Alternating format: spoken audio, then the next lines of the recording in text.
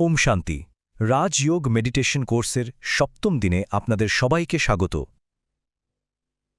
আজ আমরা ব্রহ্মাকুমারীজের এক অবিশ্বাস্য কিন্তু একেবারে সত্যি ইতিহাসের গভীরে যাব।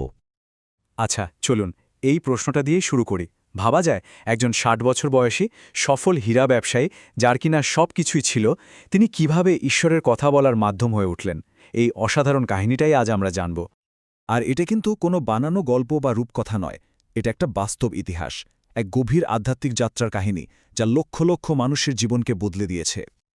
তো এই পুরো কাহিনীর কেন্দ্রে যিনি আছেন তিনি হলেন দাদা লেখরাজ।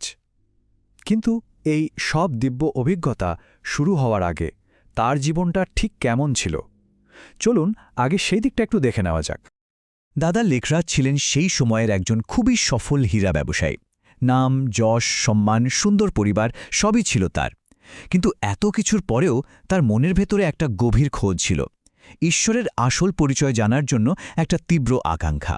তিনি এতটাই ধার্মিক ছিলেন যে রোজ নিয়ম করে গীতা পড়তেন, আর তার দয়ালু স্বভাবের জন্য সবাই তাকে খুব শ্রদ্ধা করত। সালটা ছিল ১৯৩৬। দাদা লেখরাজের বয়স তখন প্রায় ৬০, আর ঠিক সেই সময়েই এমন কিছু অলৌকিক ঘটনা ঘটতে শুরু করে যা তার জীবনকে একেবারে আমূল বদলে দিয়েছিল। তিনি হঠাৎ করেই দুটি একেবারে বিপরীত জগতের দিব্য দর্শন পেতে শুরু করেন। একবার ভাবুন তো, একদিকে তিনি দেখছেন পৃথিবীর ভয়ঙ্কর বিনাশের দৃশ্য, আগুনের গোলা আকাশ থেকে পড়ছে, গৃহযুদ্ধ, প্রাকৃতিক দুর্যোগে সব শেষ হয়ে যাচ্ছে।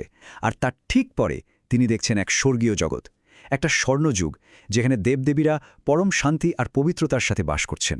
কি আশ্চর্য, তাই না?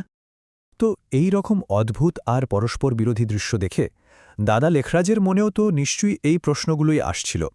কে পাঠাচ্ছে এই সব দর্শন, আর এর মানেটাই বাকি? আর এই সমস্ত প্রশ্নের উত্তর আসতে শুরু করল, তবে এমন এক উপায়ে যা কেউ কল্পনাও করতে পারেনি। এখান থেকেই ঈশ্বরের সরাসরি প্রকাশের অধ্যায় শুরু হয়। একদিন তার পুত্রবধূ এক অবাক করা দৃশ্য দেখেন। তিনি দেখলেন দাদা লেখরাজের শরীর থেকে এক দিব্য আলো বেরিয়ে আসছে, আর তার মুখ দিয়ে এক গম্ভীর স্বরে উচ্চারিত হচ্ছে, জ্ঞানস্বরূপ শিবোহম শিবোহম, মানে আমি শিব, জ্ঞানের স্বরূপ। এটাই ছিল সেই প্রথম মুহূর্ত যখন নিরাকার পরমাত্মা শিব সরাসরি তার শরীরের মাধ্যমে কথা বললেন। তাহলে দেখুন মূল ব্যাপারটা কি দাঁড়ালো। দাদা লেখরাজ নিজে কিন্তু ঈশ্বর ছিলেন না, তিনি ছিলেন ঈশ্বরের রথ বা বাহন। মানে পরমাত্মা শিব তার শরীরটাকে একটা মাধ্যম হিসেবে ব্যবহার করছিলেন, ঠিক যেমন একজন ড্রাইভার গাড়ি চালায়। গাড়িটা নিজে চলে না, চালক তাকে চালায়। তো এইসব দিব্য অভিজ্ঞতার পরেই এই নতুন জ্ঞানের ওপর ভিত্তি করে ধীরে ধীরে একটা আধ্যাত্মিক গোষ্ঠী বা সম্প্রদায় গড়ে উঠতে শুরু করে। ঈশ্বরের মুখ থেকে সরাসরি এই জ্ঞান শোনার জন্য প্রথমে প্রায় ৩৫০ জন মানুষ জড়ো হন। আর সবচেয়ে আশ্চর্যের ব্যাপার কি জানেন? এদের বেশিরভাগই ছিলেন নারী এবং শিশু।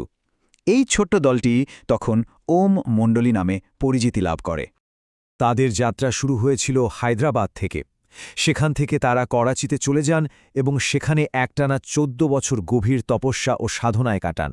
অবশেষে ১৯৫২ সালে তারা ভারতের মাউন্ট আবুতে এসে স্থায়ীভাবে বসবাস শুরু করেন এবং সেখান থেকেই এই আধ্যাত্মিক সেবা বিশ্ব জুড়ে ছড়িয়ে পড়ে।